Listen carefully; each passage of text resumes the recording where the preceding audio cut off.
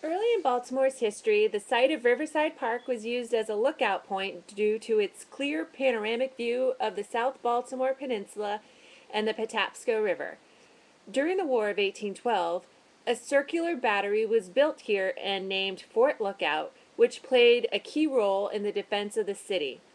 In 1814, combined with the garrisons at Forts Covington and Babcock, the forces at Fort Lookout assisted in repelling a British attempt to assault the peninsula by land, saving the city.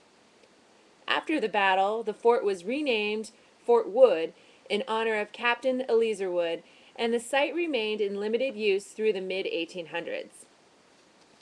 In 1873, the property was named Riverside Park, making it one of the city's earliest parks. During the Baltimore Railroad riots in 1877, the park served as an encampment for the Maryland 5th Regiment, where they helped guard the South Baltimore rail lines after assisting with the riots downtown. In the late 1800s, Riverside Park was a popular gathering place where it was not uncommon for thousands to visit in a single day. Later, throughout the 20th century, a pool, playgrounds, sports fields, and courts were added.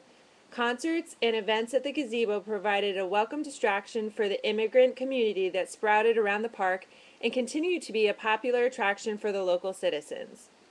In October 1976, the park was renamed Leone Riverside Park in memory of Councilman Dominic Leon Jr.